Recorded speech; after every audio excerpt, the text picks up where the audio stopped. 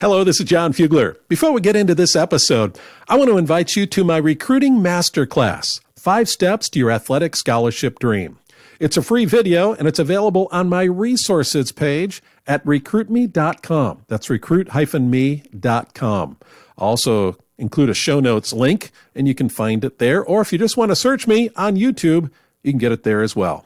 It's a free recruiting masterclass, 5 Steps to Your Athletic Scholarship Dream. I think you'll find it insightful and helpful in your scholarship pursuit. Now, let's get into this week's episode. My 3 biggest recruiting mistakes and how you can avoid them.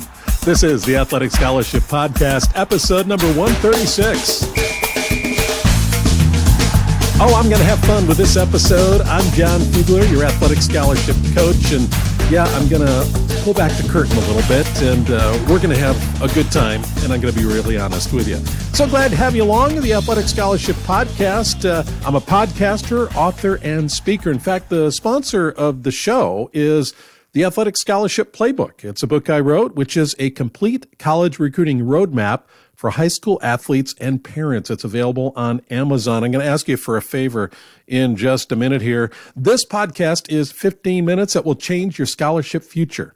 I dig in. I give you takeaways you can use immediately. It's very applicable. You can find every episode on my website or on your favorite podcast app. If you can't find it on your app, let me know, and I'll make sure it gets there, okay? Here's what I wanted to ask your help on. I mentioned the Athletic Scholarship Playbook.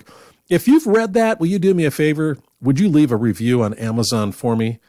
Please, just take 5 minutes and let me know. I mean, if you think it's great, hey, give me 5 stars and let me know why. Let everybody know why. If you think it's not so good, I want to hear that too. I want to make it better. I'm getting ready to come out with a second edition, an updated edition, which will have some new material in there. I want to make sure the stuff that's in there is the best as well. So please, leave me a review if you've read the book. If you haven't read it yet, then go get it on Amazon. I've got something free for you here. It's the Recruiting Power Pack, and you can have that at recruitme.com. Just go get it. You'll find 3 things in there that will help you out big time in your scholarship pursuit. Make sure you also check out Recruit Me 3.0 at recruitme.com/system. It's the new Recruit Me Athletic Scholarship System.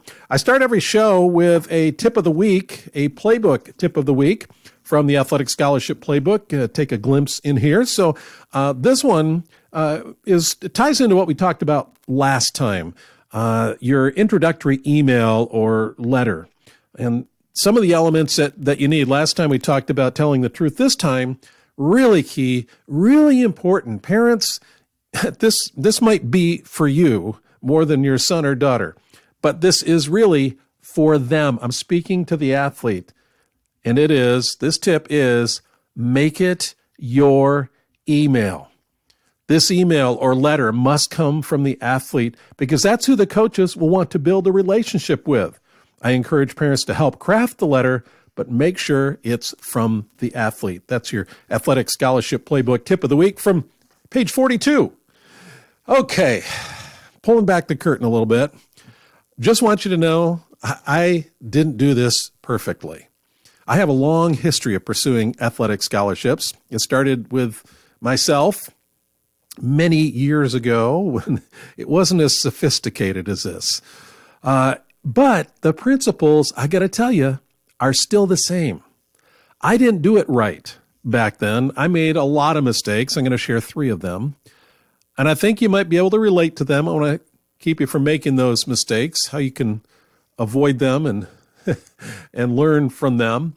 And then when it came to our sons, our twin sons who received athletic scholarships, they were able to get it, each of them, because we did it better, we did it smarter, and we worked hard too. But let me share with you my 3 biggest recruiting mistakes and how you can avoid them. I was a baseball player.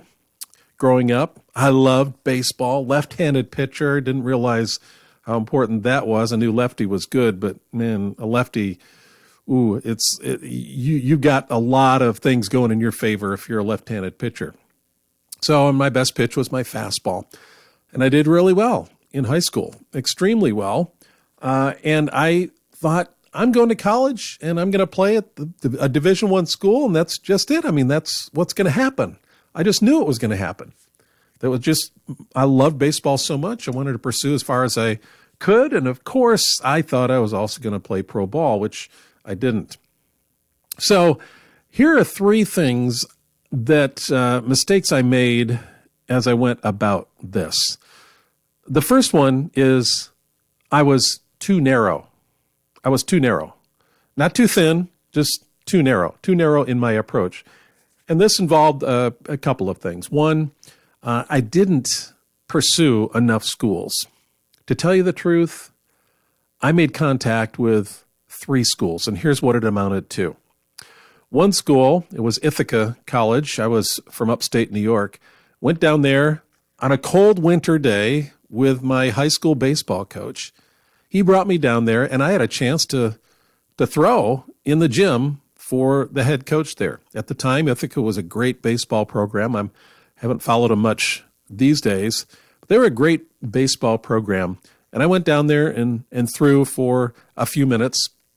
It didn't materialize, but I did that in those days. You could do that. That was not a violation of any rules. So that was one school. Another school was West Virginia.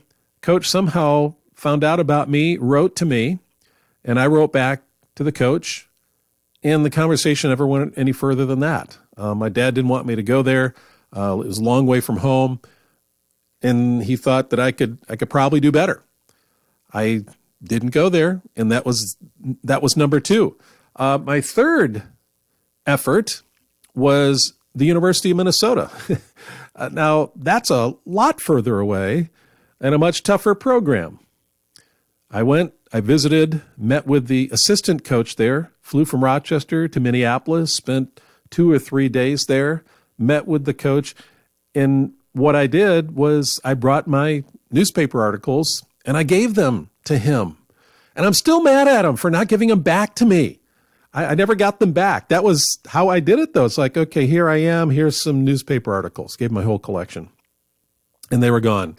I ended up going to the University of Minnesota, didn't get a scholarship. But that was my effort and the 3 schools that I had on my list. I was kind of interested in West Virginia. I was indeed interested in Ithaca, and sure, I was interested in Minnesota. I went there. But it was so narrow that I never did get a scholarship offer. My net was just not cast wide enough. And that's one of the biggest mistakes. My mistake was one of the biggest mistakes that you might be making right now, is that you're too narrow. 3 opportunities, and I was fortunate that I got picked up and was able to play Big Ten baseball. However, I didn't get a scholarship. And if I had cast my net wider, I believe I would have gotten a scholarship somewhere that would have been a good fit for me. I didn't really know much about the school. I tell people I followed the baseball wherever it went. I transferred to Indiana after a year because I followed the baseball and wanted to play there. Thought that at that time the opportunity would be better. So that's number 1 mistake. I was too narrow. You got to make sure you're not too narrow. Your field must include 40 to 50 schools on your list. You got to think big. The bigger, the better. I had one parent who wrote to 75 schools with his son. The son, of course, wrote the letter, as I just gave you that tip. But they did it together. And he ended up playing at his school of choice. But you've got to start and cast that net wide so you don't run out of choices by the end. Okay, mistake number 2. This was a 4th school I'm going to tell you about. This is mistake number 2. I turned down a great offer for the wrong reasons. There is a local university that is a fabulous academic institution and had a decent baseball program and a great coach. At that time, coaches were able to talk to the high school players, and he was able to spend time with me. In fact, he tutored me in baseball. He was my instructor, helped me with pitching, came out to a couple of my games, and he really wanted me to go there. I don't remember what the exact terms were, but he offered me a scholarship to compete there. And I didn't want to go there because I didn't want to go local. I wanted to get away. I wanted to fly the coop, which I did. Wanted to cross state lines. And I crossed about 3 of them to get to Minnesota or more. As I look back on it, I turned down a great offer for the wrong reasons. And yes, it all turned out fine for me. It really did. I met my wife where I ended up at Indiana after Minnesota. And I had a great time playing ball, learned a lot through the process. Never did get a scholarship, but competed all 4 years at the D1 level. But I look back and I say, yeah, I would have fit there for a number of reasons. And I probably turned down this great offer for the wrong reasons. And my urging to you is keep your mind open. The right fit might be right in front of you. The right fit may require little effort or no effort at all because it is so perfect. And that coach really wants to have you on his or her team. Take a look at the reasons why you're saying no to certain programs. Athlete, I know that's a tough choice because you've got a lot of emotions and you're tied in with certain schools and programs that you really want to compete at. But don't miss the opportunities that might be right in front of you. If you turn down an offer or if you close the door to particular institutions and programs, make sure the reason is right. So that's the second thing. Third mistake I made was that I had no real measurement of my talent level. I mentioned I had my newspaper articles, and yeah, I read them, and I thought I was great, and I was good. I was talented. And all my high school friends were telling me that too. I had a great fastball. However, when I got to Minnesota, I realized that there were a lot of great athletes. In fact, athletes that were much better than I was. And I would say that I was overmatched at Minnesota. I would have been a better fit somewhere else. I was a much better fit at Indiana. However, when I went into this, I really didn't know, realistically, how good I was or how poor I was. I mean, was I an 8 on a 10 scale or was I a 6? What was the best fit for me? Would I have been a great player at Division II? Would I have gotten a better education? I don't know. But on the athletic side, I had no real measurement of my talent level. I had some hints, but not a real measurement. And what I would encourage you to do, parents and athletes, is when you talk with coaches and when coaches see you compete, and maybe they are not seeking to sign you, maybe they won't pursue you any further, but man, you got to find out what they think about you. Where do you stand? The coach is an expert at assessing ability, talent. What is the assessment he or she has for you? If you find 2, 3, 4 coaches to give that to you, you know what your niche is going to be. You get a better idea of where you're going to fit athletically, at what level, what type of program. It may hurt sometimes to hear what a coach has to say, but don't you want to know the truth? Think long term. You want to be at the place that is the best fit. And not having a real measurement of your talent level, you're living in a dream world if you're thinking you're better than you are, and you're missing out if you don't think you are as good as you really are. So what is your talent level? What are your strengths that are going to get you into a program? What are your weaknesses that you have to work on? Have some honest conversations with coaches. And tell them that. Tell them, Coach, I really want to know because I want to be at the best. I want to compete in the best program. I want to spend my next 4 years in the right place. So help me out here. Give me a clue. So those are the 3 things. I hope that you will avoid these. You can learn from my lessons.